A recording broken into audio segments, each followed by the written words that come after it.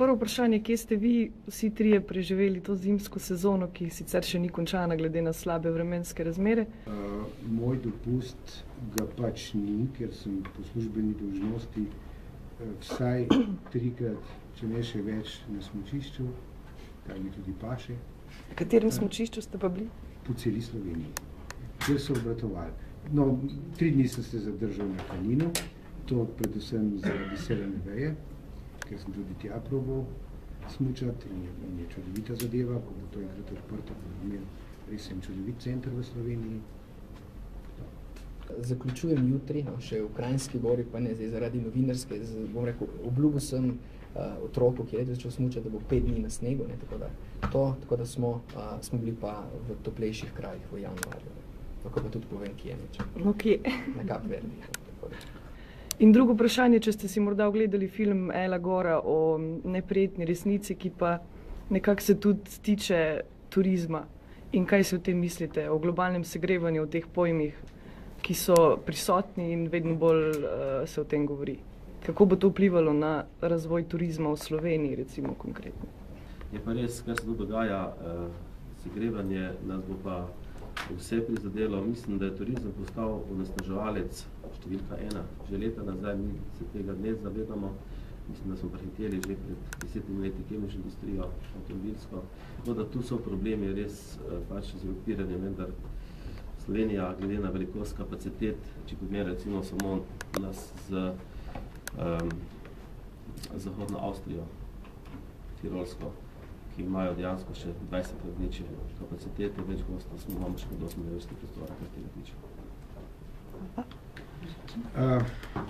Filma nisem gledal. Slišal sem pa veliko o njem, ampak je to resna zadeva, sicer počakajmo na splen strokovnjakov.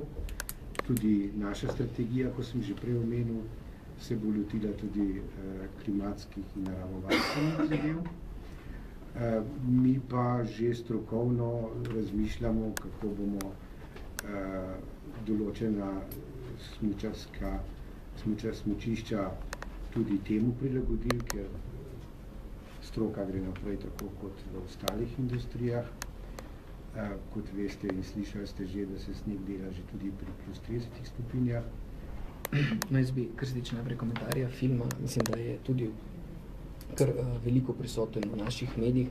Tudi sam si ga še nisem ogledal, mislim pa, da je eno pomembno sporočilo, ki ga želimo, bom rekel, vsi skupaj dati, da se vsi ne samo zavedamo, ampak da tudi treba upoštevati pri, bom rekel, ekologijo in ekološke zahteve, bom rekel, in da je turizem tukaj igra neko vlogo. Nenazadnje tudi direktiva Evropske unije v tej smeri, da ne dovoli več letenja za manj kot 1 uro. Skratka, če so se nekoč, recimo čarter, lahko peljal v Graz, Ljubljana, ne vem, na pamet Madrid, ne, zdaj po novih predpisih je najmanj 80 km oziroma 40 minut letenja med eno in drugo, torej destinacijo. Ne bo več dovoljen, da se pač te tako imenovane double drope dela. Recimo, kot en primer.